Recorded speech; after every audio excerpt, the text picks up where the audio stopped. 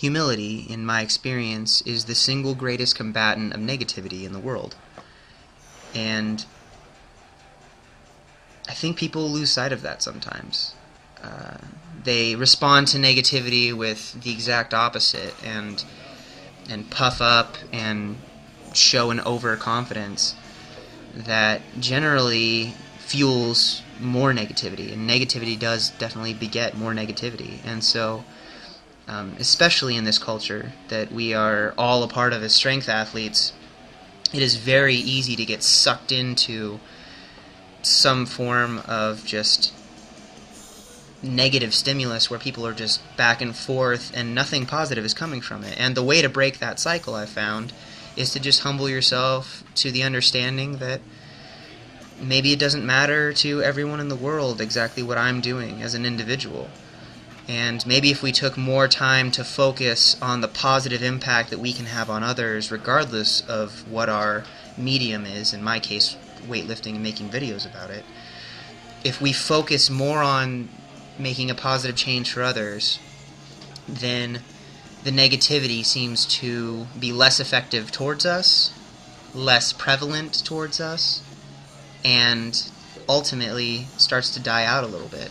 Anytime that someone comments negatively or approaches me negatively, I try my best to respond with kindness, respond with humility, because if they're being negative to try to put me down, and I come at them from a place of anger or overconfidence, then that only fuels them more to try to put me in my place. While if I approach them humbly and explain my side, but with factual evidence, and don't get emotionally charged with my responses, generally the negativity seems to stop pretty quickly.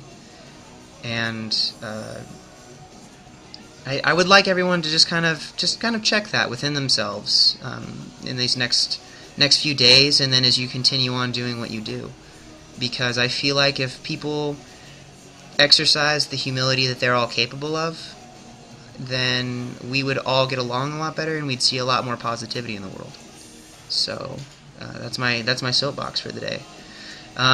This is my second Smolov session without the belt. I had 5 sets of 7, 445 today, and my camera malfunctioned. I had a data file error on the second set, which ironically was the one that I probably had my best depth on, because it was after I watched the video of the first set and wasn't very happy with how the reps looked.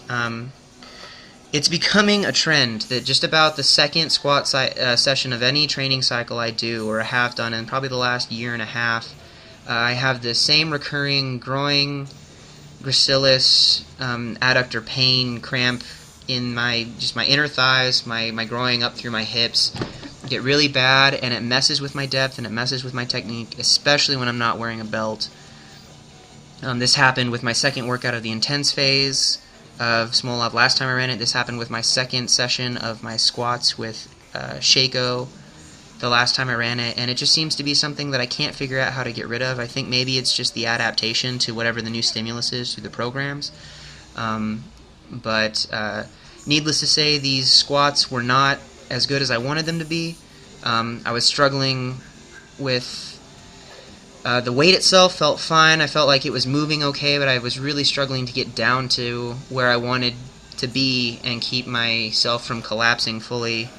Every single set, I was taking a good amount of time rolling out with the lacrosse ball and stretching, trying to make the most of it. And it was just one of those sessions where I knew as soon as I started warming up it was going to be a challenge, and this was the one that was going to suck the most, regardless of workload. And I feel like that was pretty accurate, but made it through, and made the decision after the squats that I was probably going to pull out most of the accessories, because I want to make sure that I have a fair shot at recovering after this session, because it made me work a lot harder than I should have been working for this particular session. Afterwards, I had 4 sets of 5 at 295 for bench. Most of the reps ended up being all upper body. I wasn't really able to utilize much leg drive because of the same cramping issue, but That's just the way it works sometimes. So next session is going to be Friday. Going to have 470 for 7 sets of 5. Hopefully I'll be looser by then, a little better recovered. My reps can look a little better. This is another lesson for myself in humility, being able to humble yourself to the audience. I know that there's going to be people that watch this are not going to be very impressed with my squat reps. I know that my squat technique looks less polished than it did the first time I ran Smolov, simply just because I was wearing a belt before, and now I'm doing more weight without one. And that's just something you have to kind of open yourself to accept, that sometimes you get criticisms that are justified. And I think the criticisms that are more honest to what you feel about yourself are often the criticisms that affect you the most. And so that's another lesson in humility that you kind of have to adjust to, especially when you're getting more and more noticed and your audience and following gets bigger.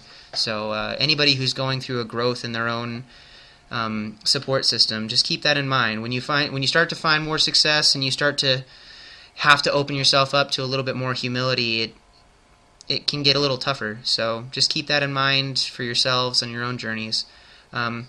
Like I said, next session, 7 sets of 5, and my bench pressing will be my 8 doubles at 320 all paused.